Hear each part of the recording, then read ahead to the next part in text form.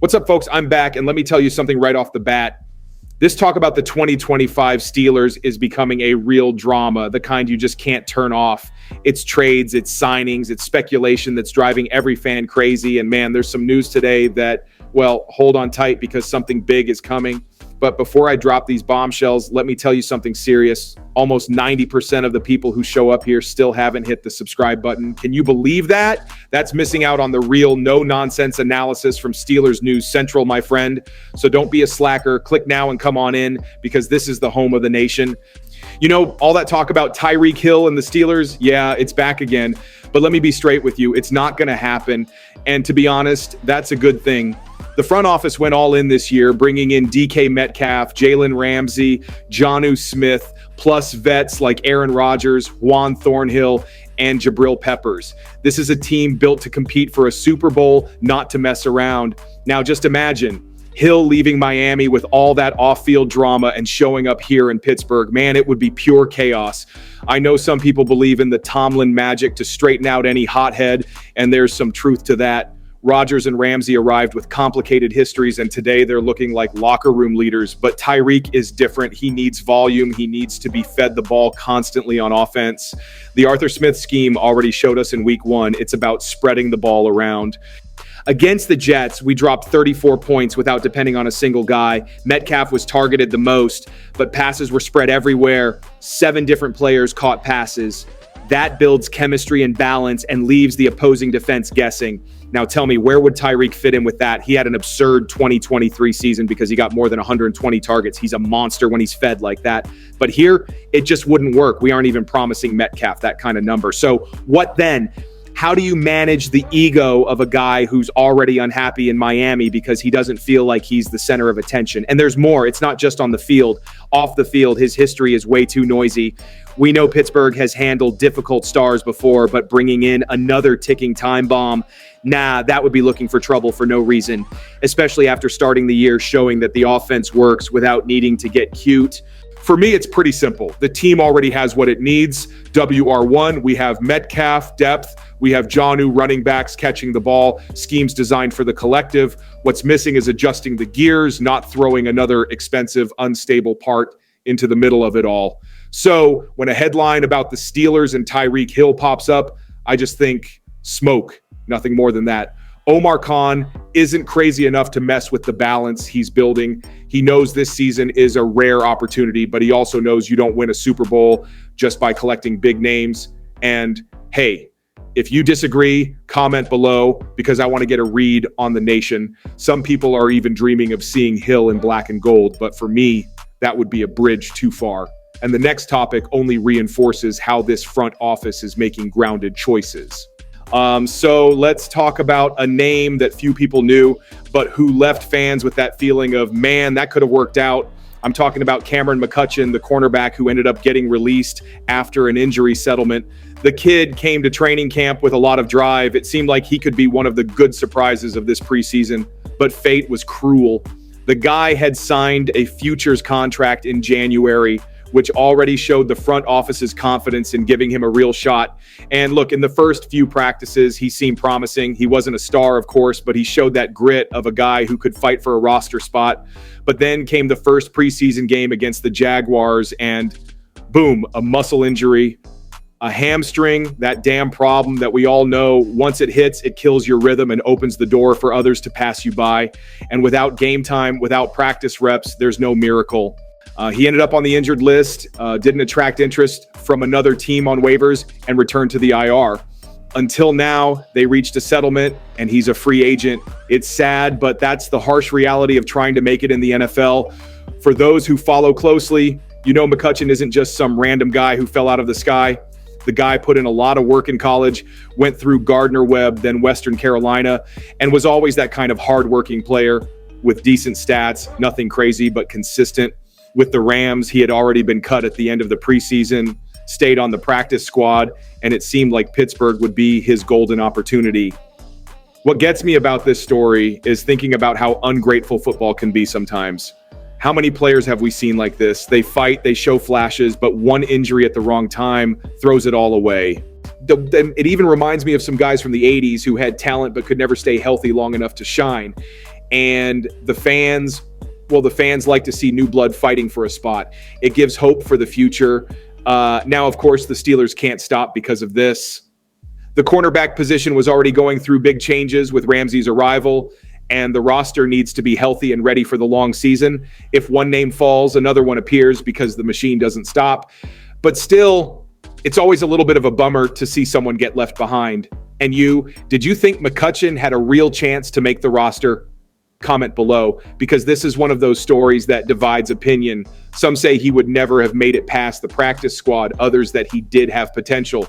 I just know that the next piece of news hits even closer to home because it involves the most coveted position in the game. Now, hold on to your hats. A quarterback is back on the roster, and there's no other position that gets fans this worked up. The Steelers re-signed Logan Woodside to the practice squad, and this is right after Skylar Thompson's injury. Man, it's amazing how this QB room has become a soap opera over the last few months. First, Will Howard, our rookie, hurt his finger and ended up on IR.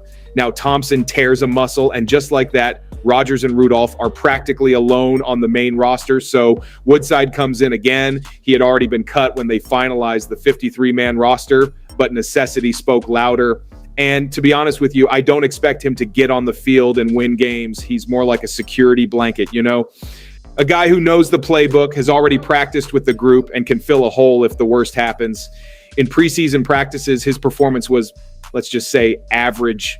8 completions on 15 attempts, only 83 yards, 1 interception, a pretty low rating, 41.8. Numbers that don't get anyone excited. But if we look at his history, he's a veteran who's been with the Bengals, Titans, Falcons, and even the alternative league, the AAF, with the San Antonio Commanders. In other words, he doesn't lack locker room experience, even if he lacks shine on the field. And here's the issue. Can we trust this group of QBs until Howard returns in week 6? Rodgers is the man, no doubt about it. But let's be real. Everyone remembers his recent injuries. If, God forbid, he goes down again, who's left? Rudolph has the respect of some of the fans, but he doesn't inspire total confidence. And Woodside is just a life insurance policy. This reminds me of some old seasons when we had veterans on the bench just to provide some peace of mind. Like in the 2000s, remember Tommy Maddox holding down the fort when he was needed? He wasn't a star, but he knew how to run an offense without getting lost. Woodside can try to be that, but he needs to show more consistency. The positive is that Mike Tomlin doesn't usually let things fall apart when the roster is tested. He's dealt with much worse situations, but the fans are always on edge because quarterback is different. It's not like losing a cornerback or a safety. When you mess with this position, the whole castle can crumble. In short, Woodside's return shows that the front office prefers not to take chances. And hey, I want to know your opinion. Would you be comfortable with this QB room if the playoffs were tomorrow? Comment below, because whether you like it or not, the next piece of news has an even bigger impact. It involves the defense and a name that could reignite an old rivalry. And now we get to what, for me, is the hottest news of the day, the arrival of Jabril Peppers. Man, this one got to me because it's not just about reinforcing the defense. It's about reigniting an old rivalry against the Patriots. Anyone who lived through those tough matchups back in the day knows what I'm talking about. Just thinking about him making his debut against New England in week 3 gives me chills. Peppers is coming in to cover for the absence of Deshaun Elliott, who injured his knee in week 1. It's a substitution that goes beyond simply filling a hole. The guy has a resume. He's been a standout in Cleveland, New York, New England, and has played multiple positions. Safety, corner. He's even played a hybrid linebacker role. He's that versatile, physical player who hits hard, but also has a feel for the game. Now, you can't ignore that his recent history is turbulent. There was the suspension, a serious accusation. He was out for a good part of last season, and then he also suffered a hamstring injury. But get this, he was cleared of the accusations and is clean. That matters. And if you look at what he did in 2023, he had some respectable numbers: 78 tackles, passes defended, an interception, and he forced a fumble. He's not a washed-up player, no way. And I'll tell you what, he fits perfectly with the Steelers right now. With the defense already featuring Ramsey and a secondary that mixes youth and experience, Peppers brings depth and that veteran savvy. We know Tomlin loves a multifaceted player who can line up in multiple spots. He's practically a defensive Swiss Army knife. For those who like to remember legends, Peppers' style is a little reminiscent of Polamalu's way of surprising people.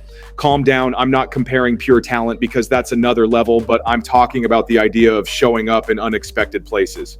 Anyone who saw Polamalu knows what I'm talking about. The defense became unpredictable. Peppers can bring a little taste of that again. The fans are already divided, of course. Some people focus on his past and are hesitant, but another part is buzzing, saying he was a gold mine and that if it works out, it'll be remembered as a genius move by the front office. I'm more in the second group because I prefer to bet on the potential for an immediate impact. And against the Patriots, to top it all off, it would be almost poetic. So what do you think? Can Peppers become a key piece of this defense, or will he just be another name in the rotation? Comment, because I want to know if the nation is confident. I just know that when you put all of today's news together, you can say something bold about this team. Look, after all that, you can say it without a doubt. These Steelers are different, they're bold, and they're not looking in the rearview mirror. This isn't talk of a transitional season. It's a mindset of competing now. Of course, there are risks. There are players who arrive with complicated histories, but the sum is overwhelmingly positive. The Black and Gold Nation feels it. You can see it in the look in their eyes. So comment below, because this is the home of the real diehard fans, the home of the true Steel Nation. And hey, stay tuned, because the next content is going to be even more intense. You can believe that.